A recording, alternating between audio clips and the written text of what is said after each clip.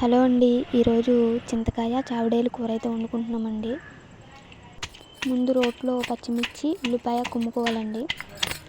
ఇవి మామూలుగా మా గోదావరి సైడ్ ఎక్కువ దొరుకుతాయండి చిన్న చేపలు. వీటిని చింతకాయ కానీ మామిడికాయ కానీ వేసి వండుకుంటే ఆ రుచి వేరండి, చాలా బాగుంటుంది పుల్ల పుల్లగా. నార్మల్గా మనం అన్నం తినాలని లేకపోయినా సరే కడుపు ఖాళీ చేసుకుని మరి 2 ముద్దలు ఎక్కువ తినేయచ్చు ఇలాంటి పుల్ల పుల్ల కూరలకి.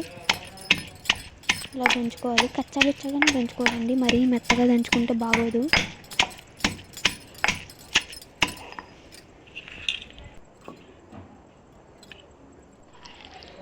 అంతే సింపుల్గా చేసేసుకోవచ్చండి, పెద్ద కష్టపడాల్సిన అవసరం కూడా ఏమి ఉండదు ఈ కూరకి. ఇలా దంచుకున్న దాన్ని ఒక దాకలోకి తీసుకోవడమే.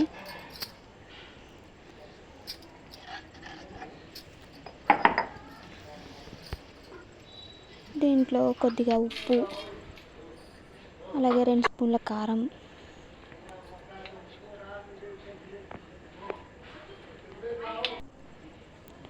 కొద్దిగా ఆయిల్ నూనె,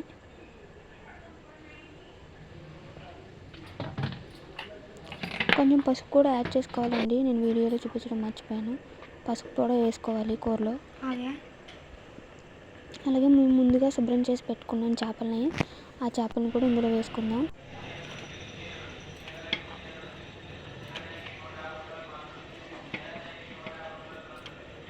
నేను కొత్తగా యూట్యూబ్ ఛానల్ స్టార్ట్ చేశానండి, కోనసీమ హోమ్ ఫ్లేవర్స్ అని. నా ఛానల్ సబ్స్క్రైబ్ చేసుకోండి. మీ సపోర్ట్ ఉంటే మరిన్ని వీడియోస్తో మీ ముందుకు రావడానికి నాకు కొంచెం హెల్ప్ అవుతుంది.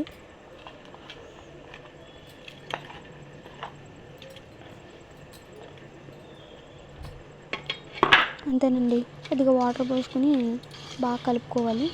ఇలా కలుపుకున్న దాన్ని తీసుకువెళ్ళి స్టవ్ మీద పెట్టుకోవడమే. కరివేపాకు కూడా వేసుకోవాలండి, కొద్దిగా కరివేపాకు.